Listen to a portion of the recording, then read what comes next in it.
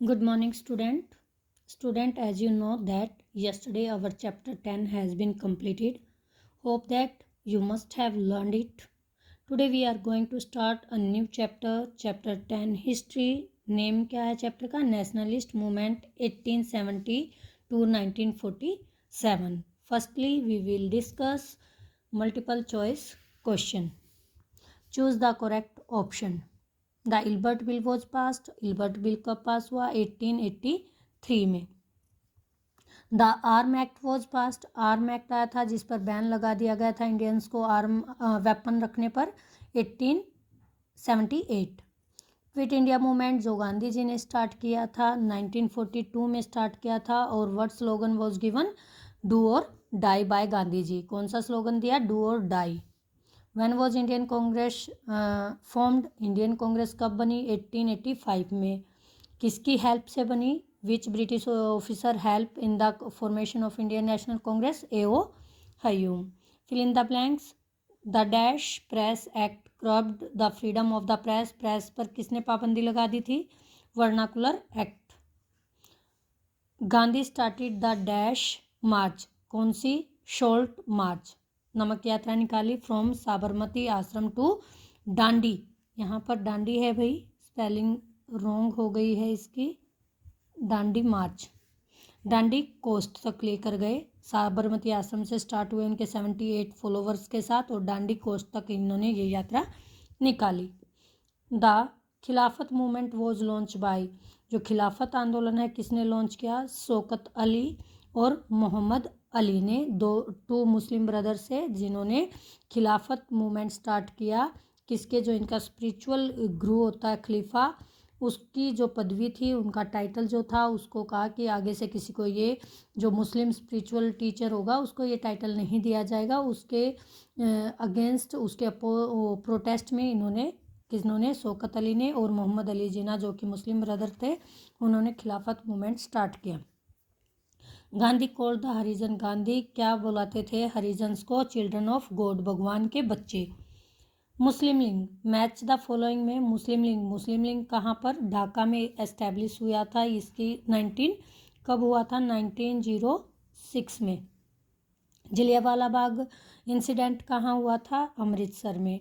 डांडी मार्च कब स्टार्ट की थी भाई? हम डांडी मार्च स्टार्ट की 1930 में। लाहौर अधिवेशन जहाँ पर पूर्ण स्वराज्य की मांग रखी थी पंडित जवाहरलाल नेहरू ने, वो था कब हुआ था? 1929 में। फिर आ जाते हैं हमारे very short question answer. What was the slogan of the quit India movement? कौन सा स्लोगन दिया था? हमें स्लोगन दिया था डू और डाई का। किसने? महात्मा गांधी ने। Why was the non cooperation movement called off? जो नॉन कॉपरेशन असहयोग आंदोलन गांधी जी ने स्टार्ट किया था 1920 में, उसको कॉल ऑफ क्यों ले लिया, वापस क्यों ले लिया गया था? रीज़न क्या था? वॉयलेंस ब्रोक आउट आ चोरी चोरा। चोरी चोरा ये प्लेस उत्तर प्रदेश में है। वैन प्रोटेस्टर, जो प्रोटेस्टर विद्रोह कर रहे थे, set fire to a police station, उन्होंने पुलिस स्टेशन में आग लगा दी थी।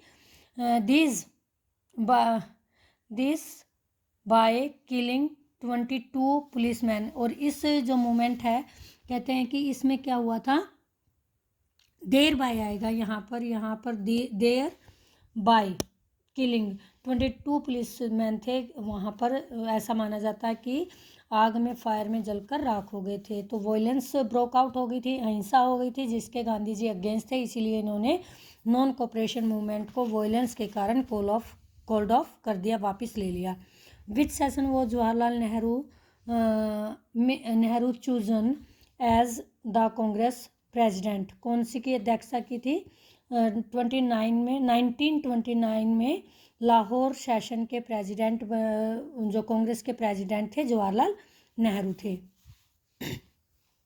When was the demand for a separate state put forwardly by the? Muslim league ने जो अलग से मुस्लिम नेशन की जो मांग रखी, वो किस अधिवेशन में रखी थी? कब रखी गई थी?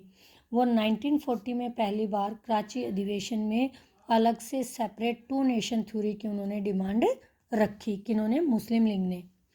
नेक्स्ट है आपका short question first. Mention the achievement of the moderates. Moderates की अचीवमेंट्स बतानी है कि मॉडरेट्स को क्या उपलब्धियां थी, क्या बेनिफिट हुआ। मॉडरेट कांग्रेस के जो 1885 से 1905 तक के लीडर थे, उन लीडर्स को हम मॉडरेट लीडर बोलते हैं, नरमपंथी। ठीक है।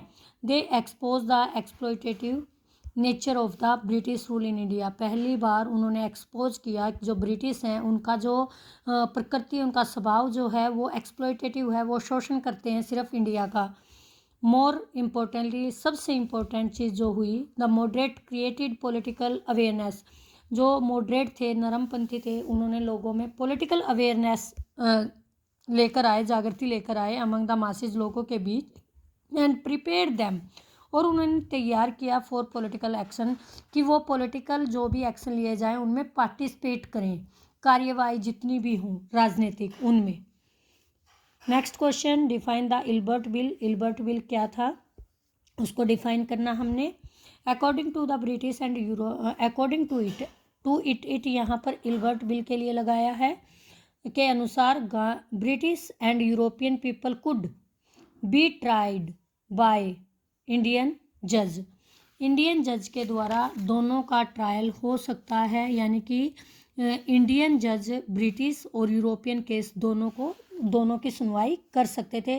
पहले क्या था, सिर्फ ब्रिटिश जो केस होते थे उनका जो ट्रायल होता था, उनकी जो सुनवाई होती थी वो ब्रिटिश जज ही सुनते थे। ठीक है। इंडियन कोई भी जज था वो ब्रिटिश के मुकदमे की सुनवाई नहीं करता था। अब आ जाता है, this bill had to be withdraw, ये एक साथ आएगा, विदड्रॉन वापस लेना, बिकॉज ऑफ वाइड स्प्रेड, ये भी एक साथ ही यूज होगा वर्ड, अपोजिशन टू इट, क्योंकि ब्रिटिश के द्वारा रूल बनाया गया और पहली बार ब्रिटिश के द्वारा बनाए गए रूल का ब्रिटिश पीपल के द्वारा ही विरोध किया गया, इसीलिए इस कानून को वापस ले लिया गया। नेक्स्ट है, the withdrawal of bill exposed the racist attitude of the British in India. अब जब इस बिल को वापस ले लिया गया, इससे ये एक्सपोज हो गया, ये सामने आ गई बात क्या कि जो ब्रिटिश हैं, ब्रिटिश भारतीयों के साथ नस्लवादी जो एटीट्यूड रखते हैं, ठीक है, यानी कि नस्लीय भेदभाव रखते हैं। अगर ऐसा ना होता तो इंडियन जज भी ब्रिटिश जो है ट्रायल सुन सकता था।